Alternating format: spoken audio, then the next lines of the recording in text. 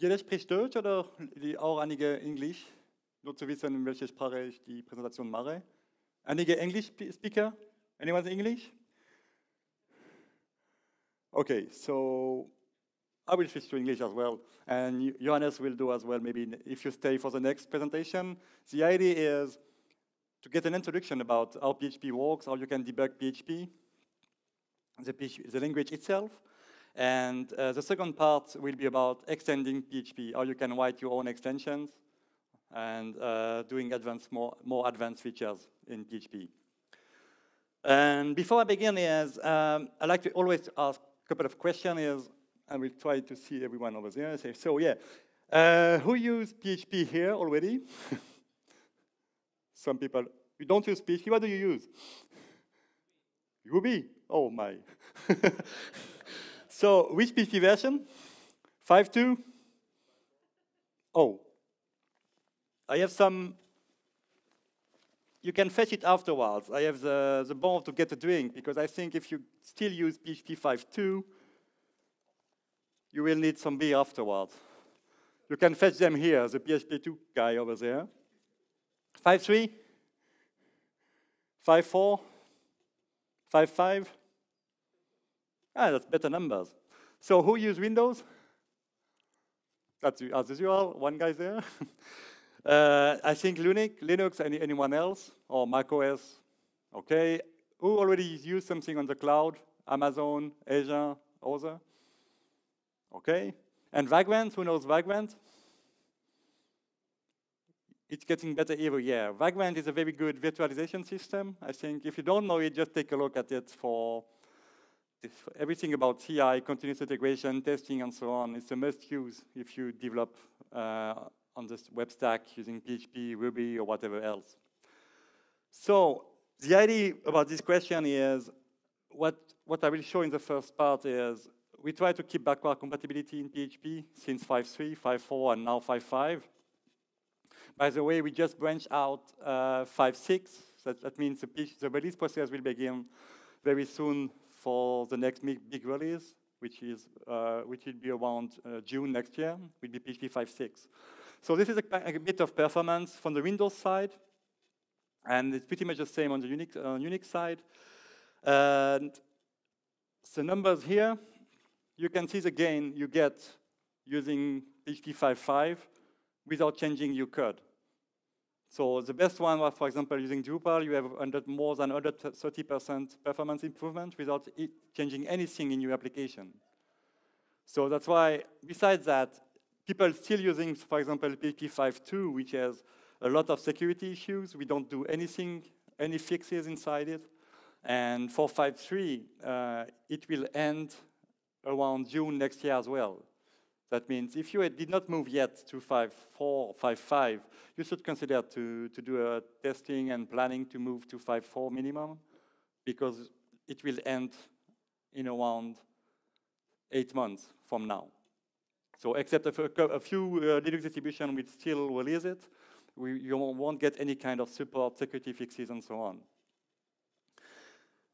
So the point about the releases was, for the past decade or the last 10 years or more years, we have slow releases. PHP was unsecure. It was impossible or very hard to contribute. We have many dictators or egomaniacs and so on, like me and other people. And sorry for the English speaker, but many Neinsager, ich liebe das Wort. That is, it's always a kind of very difficult, or it was very difficult to discuss something on the internal mailing list. But it was still easier than on some Ruby mailing list or on other project, but it's still not something that we are proud of. And it was very well known to not be open. So what we did back then is, we introduced first something like what we have in other very good languages like Ruby and Python, a proposal process, a release for comments. Anybody can write one. That means you don't have to be an existing PHP contributor to propose a new feature. There is a voting process now. That means it's not someone saying, I don't like it, I don't want it. That means the community will decide whether a feature or proposal will be good enough or not for the next PHP version. And once you got new features, or new features got committed, you don't have to wait 5 years until it gets into a release. That means if the features is backward compatible, you will get it within 1 year. That means in the next release. For example, now we are working on a lot of new features for PHP 5.6. Everyone commits new features, it will be available next year in June, if everything goes fine. And about the voting is, every PHP member, PHP.NET members can vote, and now we introduce as well that community leaders, that means if you have a framework like Symfony or Drupal, WordPress, and so on, every developer leads there can vote on which features will get in PHP or not. That's a good way to get a compromise between what the core developers need and what the community needs. And the next step is we have a new release process. That means we make a lot of new security releases thanks to the release managers like Johannes or David and so all the people. They do a great job trying to release as soon as possible. As soon as we have a security fix, the release will follow within a couple of weeks maximum. You have a new release with a security fix. That's something it was very hard to do in the past. And we have bug fixing releases every couple of months, whether we have a security release or security fix or not. We try to make maximum every 1-2 months to make a new release. And what I mentioned before is every year we have a major release with new features and so on. You can check everything on the wiki on php.net. And in the security team, we also introduce many new people from the main distributions, for big companies as well. The security team from other big company or big PHP user are part of the security team. And that's why we drastically improve the security of the language itself. Doesn't mean that the application written in PHP are safer, that's another topic. But PHP itself, if you take a look at the CVE and so on, we have much more less issues in the past releases that we have had before. And the good thing is, if we take a look, it was for until June last year, 3 of the new contributors, the top 5, are new people we never had before. And the main goal we had when we introduced the IFC process and new voting process is to get all the old guys like me, Johannes, Rasmus, and so on to be less and less relevant in the development process, to get new blood involved in the core. That's why I will try to convince you today to show how easy it is to contribute to PHP. Even if you don't know C, you can easily contribute to PHP. So, the motto for today, you have no excuse, please contribute. And not yesterday, but you can do it today. You can do it if if you have some time in the evening, in the train, or whatever else. It's so easy to help the documentation team to fix a bug, provide a bug trace, and so on. So the first step I would like to show, and I will switch to demo mode. I don't know if you ever heard about that. You can edit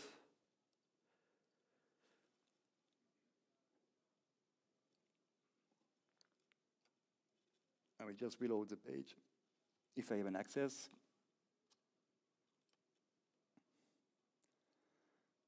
That's a very good tool. Also, a new contributor, I wrote something you can edit the whole PHP documentation, fix typos, and so on online. You don't have to know Notebook, DocBook, and so on. You can create the whole, edit the whole documentation directly in your browser. I should have connected the Wi-Fi before the presentation.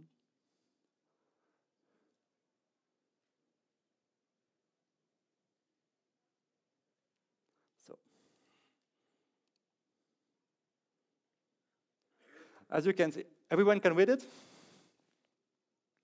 So, as you can see, you can log in using if you have a PHP account, or you can use Facebook or your Google account. And if you'd like to add other authentication methods, you can also contribute because it's all written in PHP. So we can add other methods to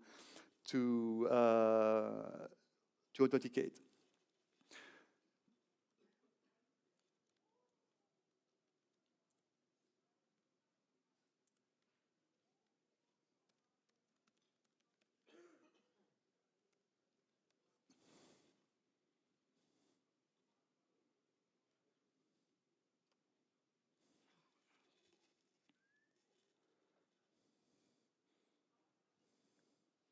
Take a bit of time for the first one, but then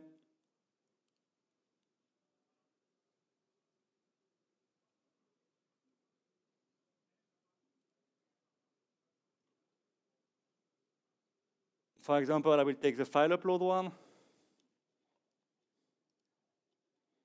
and then you can directly edit here the whole documentation.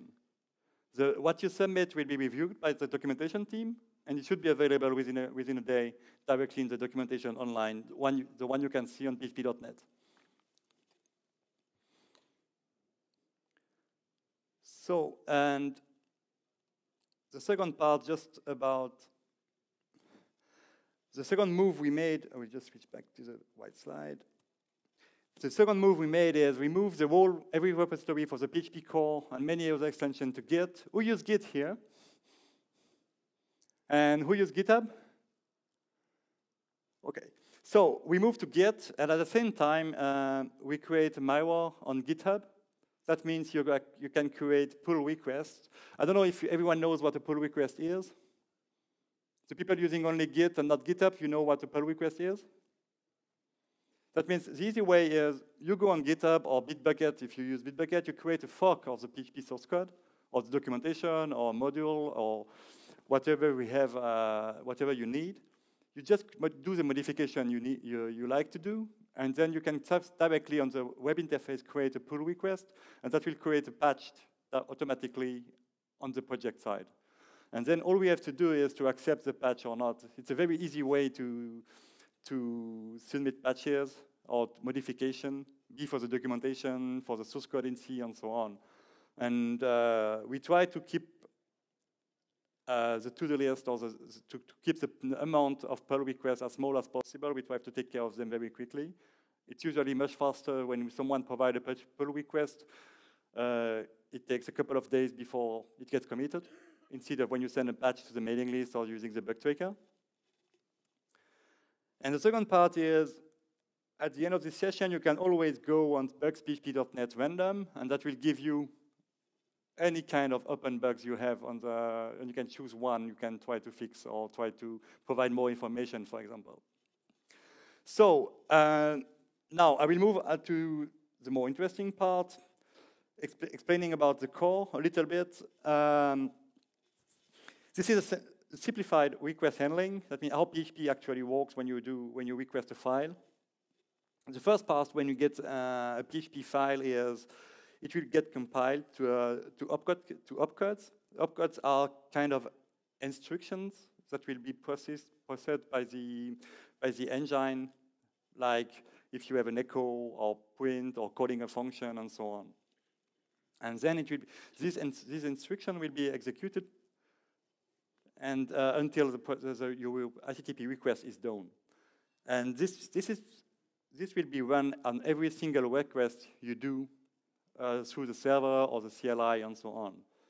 This is a very simple way to see it. There is more complex stuff inside it. Johannes will talk about that again later, going a bit more in details what will happen at this level.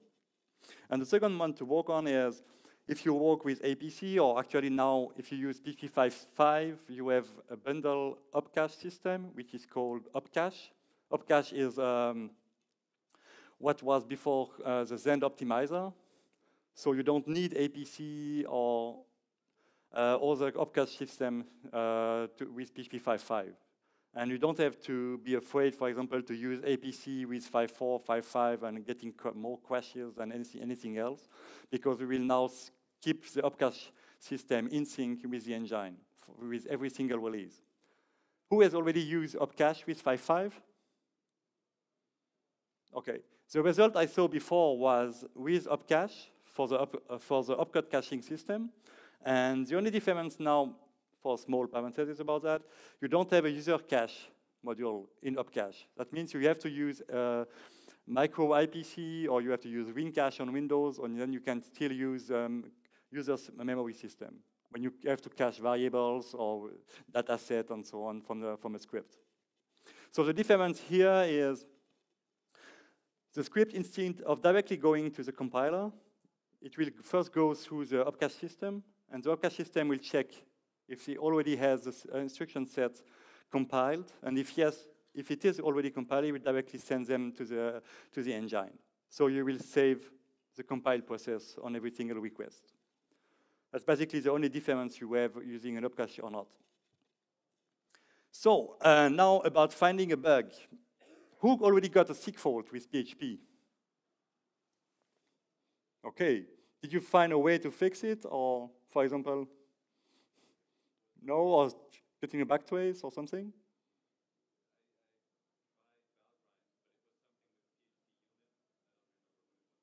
Okay, with PHP unit it's a bit more complex, but it's easier usually to create a smaller test case and to run it through Valgrind, because with PHP unit it creates extra processes and so on. It's not very easy. But there is a way to use Valgrind with PHP unit as far as I remember. So I will show an example with a simple substring function. And back to the demo mode. So here we have, maybe it's a bit too small. Better? Yeah. So this is the script we have. And here it's too small as well. It's better now, so? Okay. There is a very cool extension called VLD, written by Derek Rettans. It's a very easy way to see what the script actually does. And if you remember, I was talking about opcodes. What this extension does is it tells you which kind of opcode will be generated using a given script. So the script I showed you before will generate, I will make that smaller so we can see it. Can you read it? It's large enough? Yeah. So the first one we see is the assign of the string here. And then you see the function call for substring with the argument we gave before. And at the end, after the echo, you have the unset var, which this is exactly the opcodes. Using these opcodes, you can very quickly find which part of PHP are involved inside a script, for example. Or you can see the difference when you say, oh, I will try to micro-optimize my script, and you don't know what's going on inside PHP, you can always use that and to see if there is actually a big difference, for example, after you have used a profiler or stuff like that. So, and now I will use it in the debug mode. I will make a bit bigger here. I compile, the idea is I will create a bug because there is no active bug now in PHP, so to say.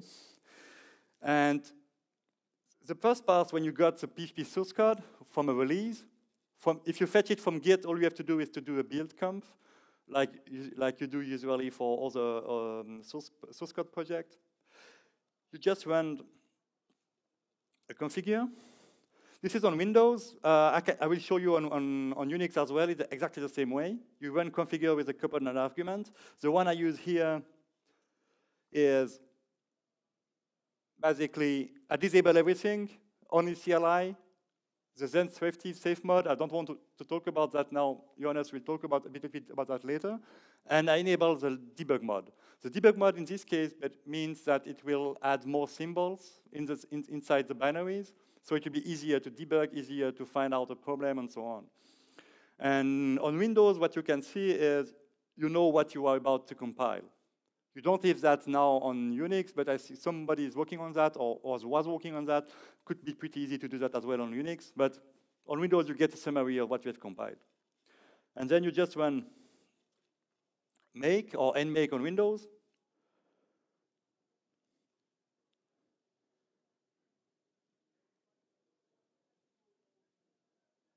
The source code, you can download it directly using downloads.php.net or Windows PHP or Windows PHP.net for the binaries or the source code, or directly on PHP.net for the source code releases. If you don't want to use Git, or if you like to test with the latest releases or an older release and so on.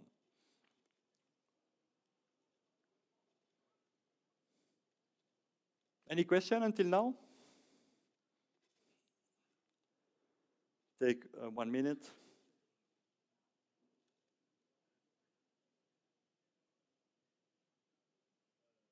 I'm using, by the way, in this case, master. That means that what will be, it's pretty much the same as what we have now in PHP 5.6. But the process is exactly the same no matter which version you use. So here we go. And the binary, when you are in debug mode on Windows, it's in the debug directory. Sorry, I will show you.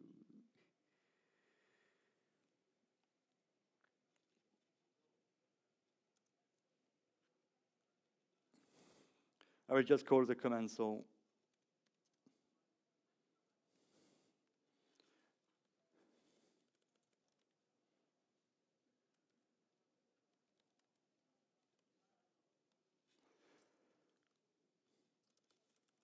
So I just called my little script. Everything was working fine. So now what I will do is I will kind of create a bug here. All this, you don't have to care about what this function does, like then parse parameters. Enfin, it's pretty obvious what will we do, but Johannes will explain that as well later. I will just say that somehow the string I'm giving to the function has no pointer, or there is no value in it.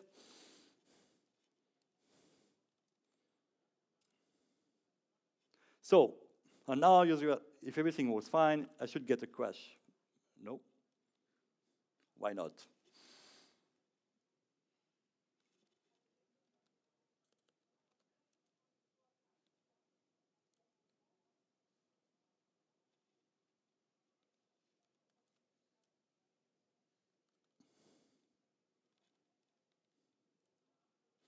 Ich weiß nicht.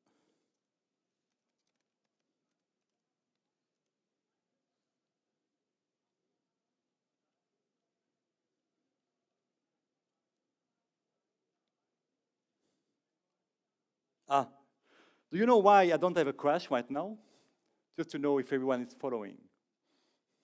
Yes? Sorry? No, because I'm using the wrong function.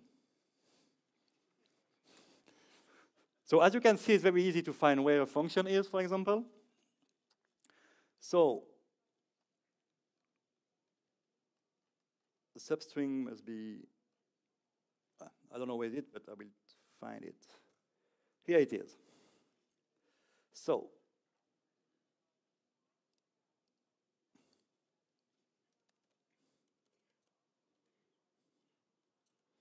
by the way, that's a very cool tool if you use Windows, or if you have to use Windows. It's called conemu, EMU, and you can use multi-tabs. It works with, for example, if you need a Git shell and so on, you can use PowerShell tabs and so on. Very nice one. You can zoom in, zoom out. You can copy paste with the colors and so on. I like to use it. It works as well with remote desktop and so on. So now I have my crash. So on Windows, what you have is what is called a just-in-time debugger. It will directly call, I already opened it before to spare some time. It will directly call the Visual Studio IDE and telling you that you have an exception around here. And what we see, I will just make a zoom because it will not be. What you can see here,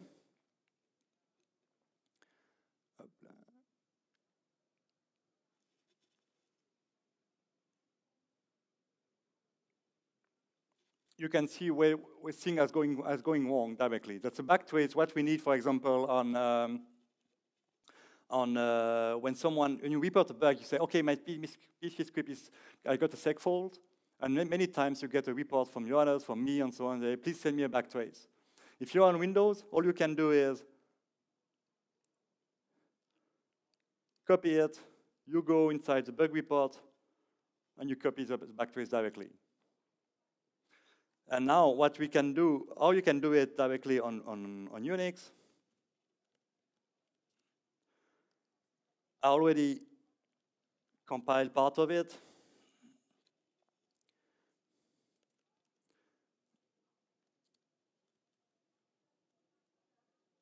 And now I will introduce the bug.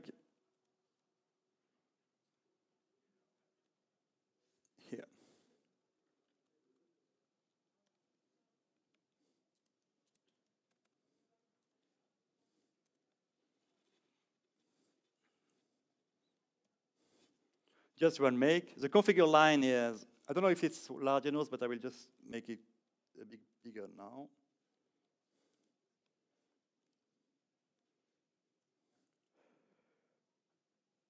That's a configure line I use on Unix. Pretty much the same as what we have on Windows.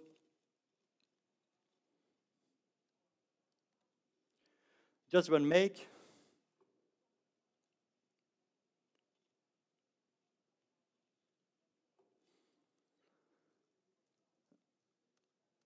And what you have now is the result of the build that you just did when you run a make usually is in SAPI. It's down there. CLI, for example, because I compiled with using the console interface now. But if you use other like CGI and so on, you just have to change the name. And it's a little bit less friendly on Unix, but all you get is a classic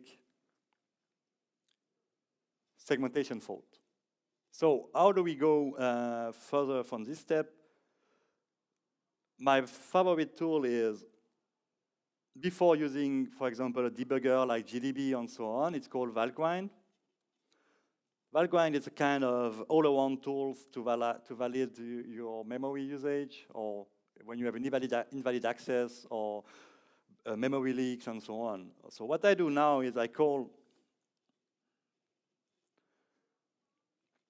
all you have to do is to use the valgrind command with the exact same command line as you used before.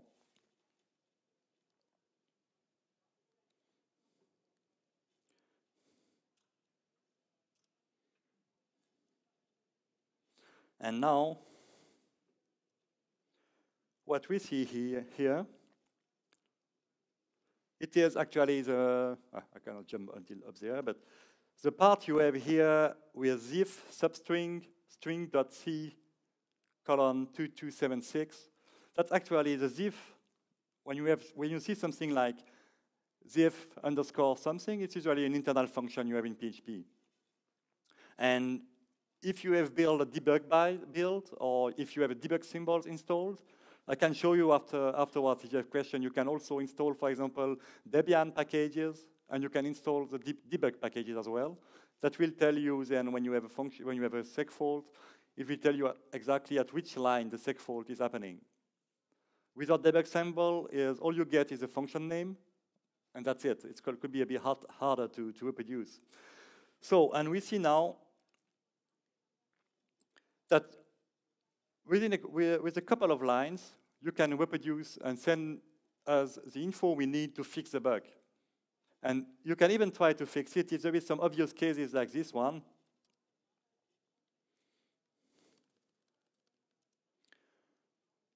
I mean, it's very easy, even if you don't know C, to realize that this line was wrong, for example. And we had a couple of bugs like that. So even if you don't know C, or if you are not confident enough to say, oh, I'm not a C developer and so on, you can try it. Ask for help. We have an IRC channel on EFNet, or on Freenode for the Windows part, on WinDev PHP, or php.pickle on EFNet. You can always ask for support, question, and so on. So the second part, and you can simply copy-paste that in a bug report, and that's very, very useful for us to actually fix the bug. The second part is you can use the tool called the GNU debugger, GDB, and you call it the same way, with one small difference. Just show you a bit bigger. This is how you call PHP inside the debugger. You don't know. That's a line with gdb./sapi/cli PHP. When you use, for example, HTTPD, you can call HTTPD -x. It's very well explained in the documentation, PHP documentation, or you can debug Apache as well when you use Apache with PHP. And the difference is you have to give the argument manually. So once you are inside the debugger,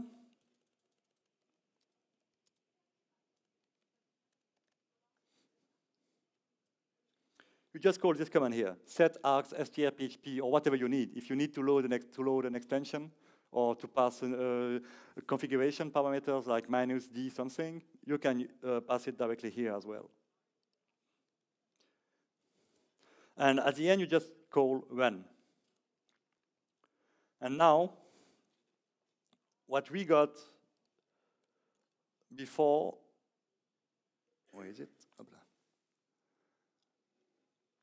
We got something a bit not very helpful if you don't know C or you don't know what's going on. And that's where the seg fault was actually happening. So now, what we would like to do is what we call a backtrace. It means go back at in the time and to see, okay, where I was before I reached this line. And what you do is you call BT, or it's a short name for backtrace. And now we see exactly what we have before. That means you have here the substring function, and you have the values we pass to the substring function. And now this is what you can actually give us in the bug tracker, or when you ask someone on IRC, on the mailing list, and so on. I don't know, does any of you already use such tools, or not at all? 2 people.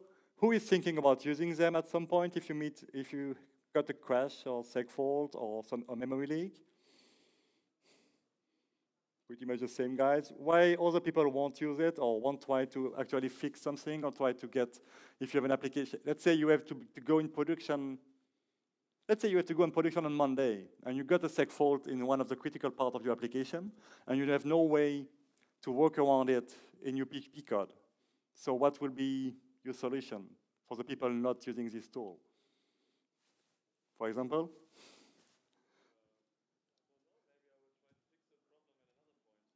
And because in many situations, the idea is, I gave this talk, for example, to give a context, I gave this talk even for people using Joomla or Drupal. That means that even not really developers for most of them, because they use mostly templates or using solutions that are already almost done. But if you do, for example, if you have a framework, be Symfony, Zen framework, or whatever else, you don't have always the possibility to say, okay, I can work around this bug if the bug is happening exactly in the function you need in your code. And sometimes you cannot re-implement, for example, ICU, or it's a complete INTL extension. You are not waiting to implement it again in PHP in 2 days or 3 days. So the idea for me here is to say, as soon as you give us all the information we need to actually find a problem or to don't have to reproduce the problem, because if we have to debug, for example, Drupal 8 altogether to find where the crash is happening, you won't get a bug fix within the next 10 years, because we won't ever do it. But if you come back to us and say, okay, I got a backtrace, and I know what is happening, and I gave you a 10-line script, you will get a bug fix within a week for 90% of the bugs, maximum. And for simple bugs, you will even get it within a day. We have many very good active contributors now, like the guys I showed before, like Lawrence, Anatol, or David, or Nikki, and so on. They are very, like, you have a new bug report, and I don't even look at it, it's already fixed.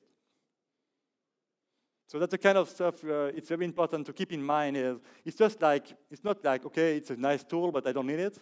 It can save your life. I mean, not your life, but your job. It could be the same at some point, but. So, and yes? If you have a seg fault, it's usually the fault of PHP, except if you have an infinite loop.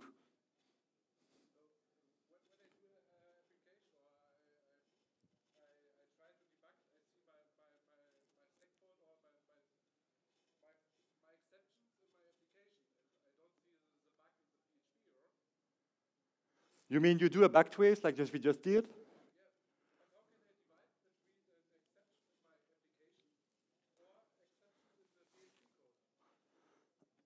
This kind of, the exception I saw before is it's in the C code.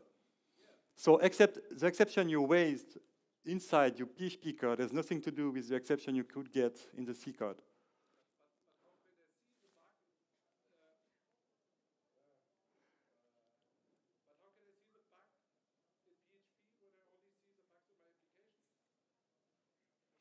Okay, see, if I understand correctly, you wrote an example, you wrote a little page, a contact form, for example.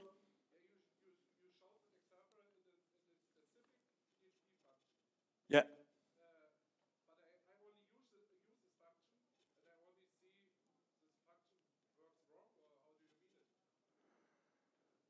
If it's, there is many ways to when we say it works wrong or in the wrong way. It could be a seg fault or the behavior is wrong.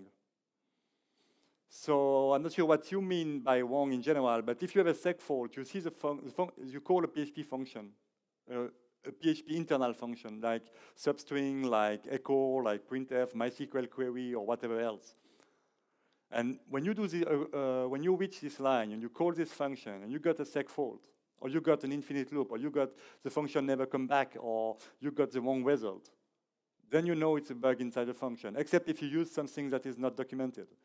For example, you have a couple of functions when we say we do not recommend to pass this kind of arguments because the behavior is not documented.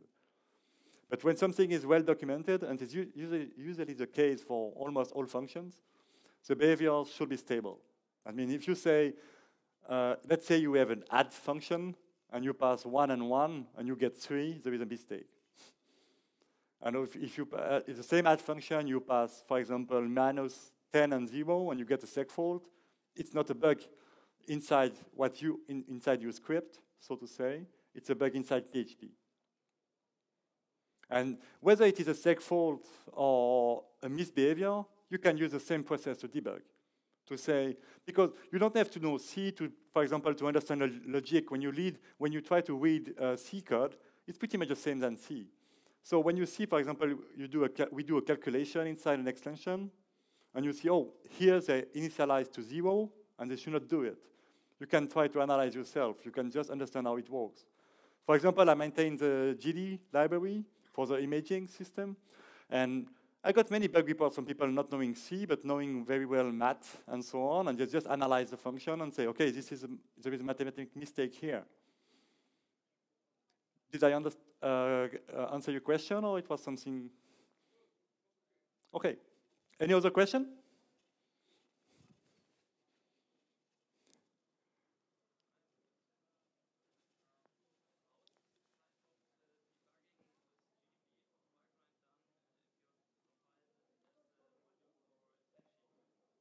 If you run for Apache, the idea is, I will show you now. I'm not sure if I have, I will just write it, but I'm not sure if I have Apache installed here. But whether you use GDB or Valgrind, or there is also tools you can like trace, when you can trace every file calls or IO operation, but the idea is the same. The difficulty you have, the big difference between the console and Apache can run many scripts at the same time. So what you want to do is to tell Apache, please don't run many requests at the same time. And to do that, let's say you have Apache in user bin. You have an option called -x.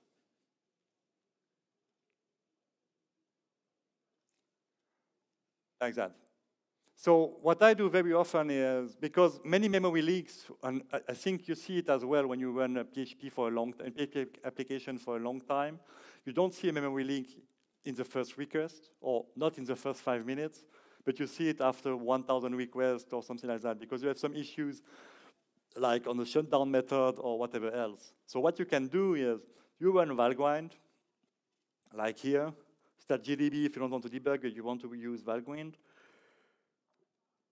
You just do that, and then you call your script using wget or curl or whatever else. And then when you stop at HTTPD, Valgrind will just make the summary about what kind of memory leak you have and where it happened and so on. And that could help us as well, for example. Because we can see, because what is very useful with Valgrind is it says, allocation happened here, and it was not freed at this time. So we know which part of PHP allocated something and did not get back. The same for the seg fault.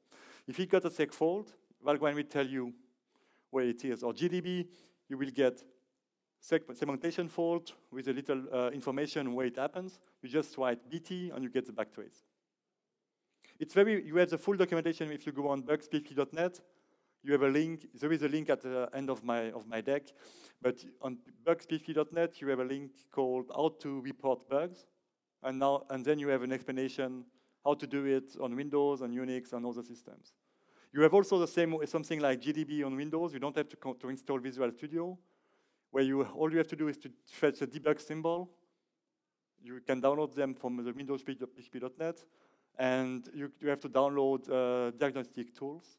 It's a very small utility, and yet then you can generate a backtrace without having Visual Studio installed. Very useful if you do that on a production server or development server or on a remote machine, because you can connect the diagnostic tools to a remote machine as well. Did I answer your question? Or okay, any other question?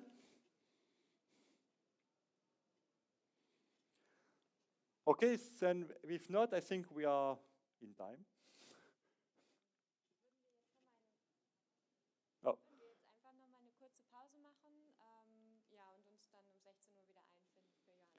Und danach kommt dann Johannes dran, und das ist dann, man geht wirklich ein großes, sorry, back to English. We will go back much deeper.